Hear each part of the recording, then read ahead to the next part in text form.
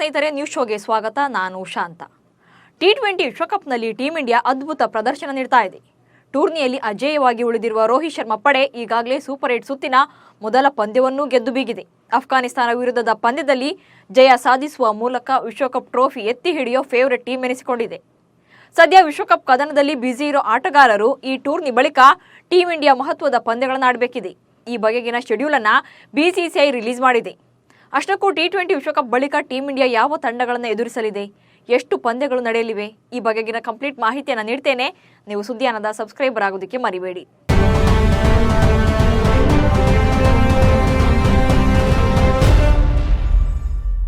America ಮತ್ತು West Indies ಆತಿಥ್ಯದಲ್ಲಿ ನಡೀತಾ ಇರೋ ಟಿ20 ವಿಶ್ವಕಪ್ನಲ್ಲಿ ಭಾರತ ತಂಡ ಸೂಪರ್ 8 ಸುತ್ತಿನ ಪಂದ್ಯಗಳನ್ನು ಆಡ್ತಾ ಇದೆ. ಮೊದಲ ಪಂದ್ಯದಲ್ಲಿ ಅಫ್ಘಾನಿಸ್ತಾನ ತಂಡದ ವಿರುದ್ಧ ಗೆಲುವು ಸಾಧಿಸಿದೆ. ಬಳಿಕ ಇದೇ ಸುತ್ತಿನಲ್ಲಿ ಜೂನ್ 22ರಂದು ಬಾಂಗ್ಲಾದೇಶ ಹಾಗೆ ಜೂನ್ 24ರಂದು ಆಸ್ಟ್ರೇಲಿಯಾ ತಂಡವನ್ನು ಎದುರಿಸಲಿದೆ. ಈ ಸುತ್ತಿನಲ್ಲಿ ಭಾರತ ಕನಿಷ್ಠ 2 ಪಂದ್ಯಗಳನ್ನು ಗೆದ್ದರೆ ಸೆಮಿಫೈನಲ್ಗೆ ಲಗ್ಗೆಯಿಡಲಿದೆ. ಆದರೆ ಇಲ್ಲಿ ಎಡವಿದ್ರೆ ರೋಹಿತ್ ಪಡೆ ಈ ಬಾರಿಯೂ ಕೂಡ ಟ್ರೋಫಿ ಇಲ್ಲದೆ ಖಾಲಿ ಕೈಯಲ್ಲಿ ವಾಪಸ್ಸಾಗಬೇಕು. ಬಳಿಕ ಮುಂದಿನ ಮಹತ್ವದ ಪಂದ್ಯಗಳಿಗೆ ಮತ್ತೆ ಅಣಿಗೊಳ್ಳಬೇಕು. ಭಾರತ ತಂಡ ಚುಟುಕು ವಿಶ್ವ ಸಮರದಲ್ಲಿ ಹೋರಾಡ್ತಿರುವಾಗಲೇ ಬಿಸಿಸಿಐ ಟೀಂ ಇಂಡಿಯಾದ ಮುಂದಿನ ಪಂದ್ಯಗಳ ಬಗ್ಗೆ ಮಾಹಿತಿ ನೀಡಿದೆ. 2025ರ ಫೆಬ್ರವರಿವರೆಗಿನ ಭಾರತ ತಂಡದ ವೇಳಾಪಟ್ಟಿಯನ್ನು ಬಿಡುಗಡೆ ಮಾಡಿದೆ. 2024-25ರಲ್ಲಿ ಭಾರತ ಕ್ರಿಕೆಟ್ ತಂಡ 3 ತಂಡಗಳೊಂದಿಗೆ 5 ಸರಣಿಗಳನ್ನು ಆಡಿದೆ. ಇದರಲ್ಲಿ 2 ಟೆಸ್ಟ್ ಸರಣಿ, 2 ಟಿ20 ಸರಣಿ ಮತ್ತು 1 ಏಕದಿನ ಸರಣಿ ಒಳಗೊಂಡಿದೆ. ಈ ಅವಧಿಯಲ್ಲಿ ಬಾಂಗ್ಲಾದೇಶ, ನ್ಯೂಜಿಲೆಂಡ್ ಹಾಗೆ ಇಂಗ್ಲೆಂಡ್ ತಂಡಗಳು ಭಾರತ ಪ್ರವಾಸವನ್ನು ಕೈಗೊಳ್ಳಿವೆ. ಅಷ್ಟಕ್ಕೂ ಮುಂದಿನ ಫೆಬ್ರವರಿವರೆಗೆ ಟೀಂ ಇಂಡಿಯಾದ ಶೆಡ್ಯೂಲ್ ಹೇಗಿದೆ ಅನ್ನೋದನ್ನ ಹೇಳ್ತೇನೆ ನೋಡಿ. ಟಿ20 ವಿಶ್ವಕಪ್ ಬಳಿಕ ಭಾರತದ ಮತ್ತೊಂದು ಸಮರ ಸೆಪ್ಟೆಂಬರ್ನಿಂದ ಪ್ರಾರಂಭ ಆಗುತ್ತೆ. ಬಾಂಗ್ಲಾದೇಶ ವಿರುದ್ಧದ 2 ಪಂದ್ಯಗಳ ಟೆಸ್ಟ್ ಸೆಪ್ಟೆಂಬರ್ನಲ್ಲಿ ಆರಂಭ ಆಗಲಿದೆ. ಆ ಬಳಿಕ 3 ಪಂದ್ಯಗಳ ಟಿ20 ಸರಣಿ ನಡೆಯಲಿದೆ. ಸೆಪ್ಟೆಂಬರ್ 19ರಿಂದ 23ರವರೆಗೆ ಮೊದಲ ಟೆಸ್ಟ್ಗೆ ಚೆನ್ನೈ ಆತಿಥ್ಯ ವಹಿಸಿದರೆ ಸೆಪ್ಟೆಂಬರ್ 27ರಿಂದ 31ರವರೆಗೆ ಕಾನ್ಪುರ 2ನೇ ಟೆಸ್ಟ್ಗೆ ಆತಿಥ್ಯವನ್ನು ವಹಿಸಲಿದೆ. ಆ ಬಳಿಕ ಧರ್ಮಶಾಲಾ, ದೆಹಲಿ ಮತ್ತು ಹೈದರಾಬಾದ್ನಲ್ಲಿ ಅಕ್ಟೋಬರ್ 6, 9 ಹಾಗೆ 12ರಂದು 3 ಟಿ20 ಪಂದ್ಯಗಳು ನಡೆಯಲಿವೆ. ಇದಾದ ಬಳಿಕ ನ್ಯೂಜಿಲೆಂಡ್ ವಿರುದ್ಧ 3 ಪಂದ್ಯಗಳ ಟೆಸ್ಟ್ ಸರಣಿ ನಡೆಯಲಿದೆ.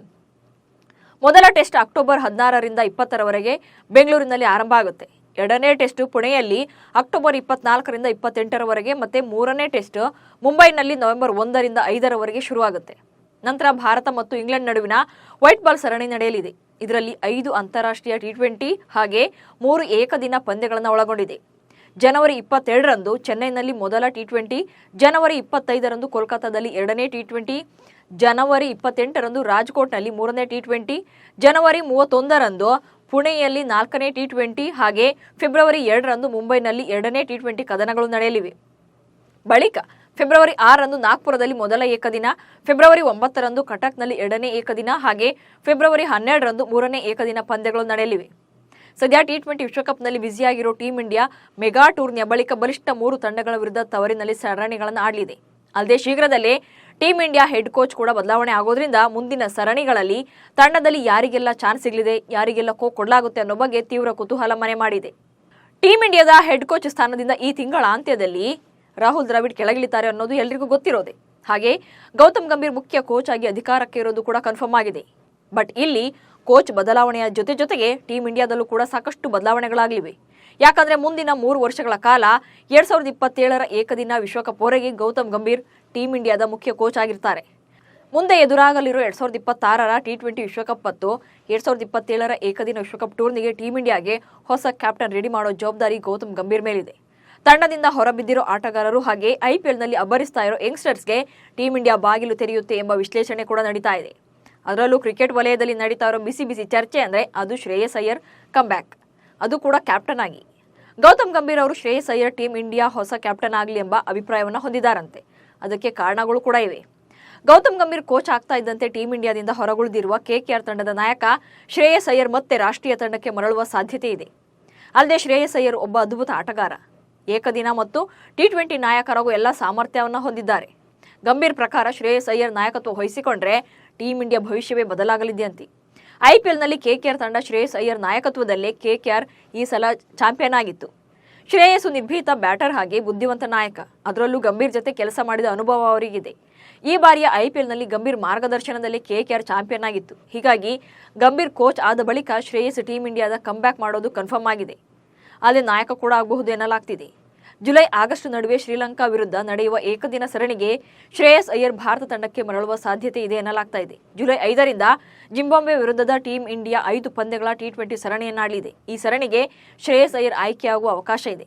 ಅದು ಸಾಧ್ಯವಾಗದೇ ಇದ್ರೆ ಶ್ರೀಲಂಕಾ ವಿರುದ್ಧದ ಏಕದಿನ ಸರಣಿಗೆ ಪಕ್ಕಾ ಆಯ್ಕೆಯಾಗ್ತಾರೆ ಎನ್ನಲಾಗ್ತಾ ಇದೆ. ಜಿಂಬಾಬ್ವೆ ವಿರುದ್ಧದ 5 ಪಂದ್ಯಗಳ ಟಿ20 ಸರಣಿಗೆ ತಂಡವನ್ನು ಮುಂದಿನ ವಾರ ಬಿಸಿಸಿಐ ಆಯ್ಕೆ ಸಮಿತಿ ತಂಡವನ್ನು ಪ್ರಕಟಿಸಲಿದೆ. ಐಪಿಎಲ್ನಲ್ಲಿ ಉತ್ತಮ ಪ್ರದರ್ಶನ ನೀಡಿದ ಅನೇಕ ಯುವ ಆಟಗಾರರು ಪ್ರಸ್ತುತ ಬೆಂಗಳೂರಿನ ರಾಷ್ಟ್ರೀಯ ಕ್ರಿಕೆಟ್ ಅಕಾಡೆಮಿಯಲ್ಲಿ ತರಬೇತಿಯಲ್ಲಿದ್ದಾರೆ. ಜಿಂಬಾಬ್ವೆಗೆ ತೆರಳುವ ತಂಡದಲ್ಲಿ ರಿಂಕು ಸಿಂಗ್, ಶುಭ್ಮನ್ ಗಿಲ್, ಆವೇಶ್ ಖಾನ್, ಖಲೀಲ್ ಅಹ್ಮದ್ ಅವರಂತಹ ಐಪಿಎಲ್ ಸ್ಟಾರ್ಸ್ ಕೂಡ ಇರಲಿದ್ದಾರೆ. ಹಾಗೆ ಅಭಿಷೇಕ್ ಶರ್ಮಾ, ರಿಯಾನ್ ಪರಾಗ್, ಮಯಾಂಕ್ ಯಾದವ್, ಹರ್ಷಿತ್ ರಾಣಾ, ನಿತೀಶ್ ರೆಡ್ಡಿ, ವಿಜಯ್ ಕುಮಾರ್ ವೈಶಾಖ್, ಯಶ್ ದಯಾಳ್ ಸಹ ರೇಸ್ನಲ್ಲಿದ್ದಾರೆ. ಸದ್ಯ ಟೀಂ ಇಂಡಿಯಾ ಕ್ಯಾಪ್ಟನ್ ರೋಹಿತ್ ಶರ್ಮಾಗೆ 37 ವರ್ಷವಾಗಿದ್ದು ಟೀಂ ಇಂಡಿಯಾ ನಾಯಕತ್ವವನ್ನು ಹೆಚ್ಚು ಕಾಲ ನಿರ್ವಹಿಸಲು ಸಾಧ್ಯ ಇಲ್ಲ. ಹೀಗಿರುವಾಗ ಏಕದಿನ ಮತ್ತು ಟಿ20 ಮಾದರಿಗಳಲ್ಲಿ ರೋಹಿತ್ ಶರ್ಮಾ ನಂತರದ ನಾಯಕನನ್ನಾಗಿ ಯಾರನ್ನ ಆಯ್ಕೆ ಮಾಡಬೇಕು ಎಂಬ ಚರ್ಚೆ ನಡೀತಾ ಇದೆ. ಈ ಬಗ್ಗೆ ಶ್ರೇಯಸ್ ಮೇಲೆ ಗಂಭೀರ ಒಲವನ್ನು ಹೊಂದಿದ್ರೂ ಕೂಡ ಮತ್ತಿಬ್ಬರು ಪ್ಲೇಯರ್ಸ್ ರೇಸ್ನಲ್ಲಿದ್ದಾರೆ. ಅದುವೇ ಆಲ್ರೌಂಡರ್ ಹಾರ್ದಿಕ್ ಪಾಂಡ್ಯ ಹಾಗೆ wicket keeper batsman Rishabh Pant. ಈ 3 ಜನ ಟೀಂ ಇಂಡಿಯಾದ ಮುಂದಿನ ಸಾರಥ್ಯ ವಹಿಸೋ ಲಿಸ್ಟ್ನಲ್ಲಿದ್ದಾರೆ. ಆದರೆ ಅಂತಿಮವಾಗಿ ಯಾರಿಗೆ ಜವಾಬ್ದಾರಿ ಕೊಡಬೇಕು ಅನ್ನೋದು ಬಿಸಿಸಿಐಗೆ ಬಿಟ್ಟ ವಿಚಾರ. ರೇಣುಕಾಸ್ವಾಮಿ ಬರ್ಬರ ಹತ್ಯೆ ಆರೋಪದಲ್ಲಿ ಪೊಲೀಸ್ ಕಸ್ಟಡಿಯಲ್ಲಿರುವ ನಟ ದರ್ಶನ್ಗೆ ಸಾಲು ಸಂಕಷ್ಟಗಳು ಎದುರಾಗ್ತಾ ಇವೆ. ಈ ಕೇಸ್ನಲ್ಲಿ ಸಿಕ್ಕಿದ ಹಣದ ಸಂಬಂಧ ಇದೀಗ ನಟನಿಗೆ ಆದಾಯ ತೆರಿಗೆ ಇಲಾಖೆ ಸಂಕಷ್ಟ ಎದುರಾಗುವ ಸಾಧ್ಯತೆ ಇದೆ. ಒಟ್ಟು ಈ ಕೇಸ್ನಲ್ಲಿ 70 ಲಕ್ಷ ರೂಪಾಯಿ ಹಣ ಸಿಕ್ಕಿರೋ ಹಿನ್ನೆಲೆಯಲ್ಲಿ ಐಟಿ ಇಲಾಖೆಗೆ ಪತ್ರ ಬರೆಯಲು ಪೊಲೀಸರು ಮುಂದಾಗಿದ್ದಾರೆ. ಯಾವುದೇ ಪ್ರಕರಣದಲ್ಲಿ 10 ಲಕ್ಷಕ್ಕಿಂತ ಹೆಚ್ಚಿನ ಹಣ ಸಿಕ್ಕಿದ್ರೆ ಐಟಿಗೆ ಮಾಹಿತಿ ನೀಡಬೇಕು ಎಂಬ ನಿಯಮ ಇರೋದ್ರಿಂದ ಐಟಿ ಅಧಿಕಾರಿಗಳಿಗೆ ಮಾಹಿತಿ ನೀಡಲು ಪೊಲೀಸರು ಮುಂದಾಗಿದ್ದಾರೆ. ದೆಹಲಿ ಮದ್ಯ ನೀತಿ ಪ್ರಕರಣದಲ್ಲಿ ಗುರುವಾರವಷ್ಟೇ ಸಿಎಂ ಅರವಿಂದ್ ಕೇಜ್ರಿವಾಲ್ಗೆ ಜಾಮೀನು ಮಂಜೂರಾಗಿತ್ತು. ಹೀಗಾಗಿ ಶುಕ್ರವಾರ ತಿಹಾರ್ ಜೈಲಿನಿಂದ ಹೊರಬರುವ ನಿರೀಕ್ಷೆ ಇತ್ತು. ಆದರೆ ಕೊನೆ ಕ್ಷಣದಲ್ಲಿ ಕೇಜ್ರಿವಾಲ್ಗೆ ಮತ್ತೆ ಹಿನ್ನಡೆಯಾಗಿದೆ. ಜಾಮೀನು ಆದೇಶವನ್ನು ದೆಹಲಿ ಹೈಕೋರ್ಟ್ ಕಾಯ್ದಿರಿಸಿದೆ. ಜಾರಿ ನಿರ್ದೇಶನಾಲಯದ ಅರ್ಜಿಯ ವಿಚಾರಣೆಯವರೆಗೆ ಜಾಮೀನು ಆದೇಶವನ್ನು ವಿರಾಮಗೊಳಿಸಿದೆ. ಪಶ್ಚಿಮ ಬಂಗಾಳ ರಾಜ್ಯ ಕಾಂಗ್ರೆಸ್ನಲ್ಲಿ ಅಧೀರ್ ರಂಜನ್ ಚೌಧರಿ ಅಧಿಕಾರಾವಧಿ ಮುಗಿಯಿತಾ ಎಂಬ ಪ್ರಶ್ನೆ ಮೂಡಿದೆ. ಮೂಲಗಳ ಪ್ರಕಾರ ಅಧೀರ್ ರಂಜನ್ ಚೌಧರಿ ರಾಜ್ಯ ಕಾಂಗ್ರೆಸ್ ಅಧ್ಯಕ್ಷ ಸ್ಥಾನಕ್ಕೆ ರಾಜೀನಾಮೆ ನೀಡಿದ್ದಾರೆ. ಈ ಬಾರಿ ಅಧೀರ್ ರಂಜನ್ ಚೌಧರಿ ಲೋಕಸಭಾ ಚುನಾವಣೆಯಲ್ಲಿ ಬಹರಂಪುರದಲ್ಲಿ ಸೋಲನ್ನು ಅನುಭವಿಸಿದರು. ಅದರ ನಂತರ ಅಧೀರ್ ರಾಜ್ಯ ಕಾಂಗ್ರೆಸ್ ಅಧ್ಯಕ್ಷ ಸ್ಥಾನಕ್ಕೆ ರಾಜೀನಾಮೆ ನೀಡಿದ್ದಾರೆ ಎನ್ನಲಾಗಿದೆ. ಆದರೆ ಈ ಬಗ್ಗೆ ಅಧೀರ್ ನೇರವಾಗಿ ಯಾವುದೇ ಸ್ಪಷ್ಟನೆಯನ್ನು ನೀಡಿಲ್ಲ. 2024ರ ಟಿ20 ವಿಶ್ವಕಪ್ನ ಸೂಪರ್ 8 ಸುತ್ತಿನಲ್ಲಿ ನಿರೀಕ್ಷೆಯಂತೆ ಆಸ್ಟ್ರೇಲಿಯಾ ತನ್ನ ಮೊದಲ ಪಂದ್ಯದಲ್ಲಿ ಬಾಂಗ್ಲಾದೇಶವನ್ನು ಸೋಲಿಸಿದೆ. ಪಂದ್ಯಕ್ಕೆ ಮಳೆ ಅಡ್ಡಿಪಡಿಸಿದ್ರ ಹೊರತಾಗಿ ಕೂಡ ಬಾಂಗ್ಲಾದೇಶ ತಂಡವನ್ನು ಸೋಲಿನಿಂದ ಪಾರು ಮಾಡೋಕ್ಕೆ ಸಾಧ್ಯ ಆಗಲೇ ಇಲ್ಲ.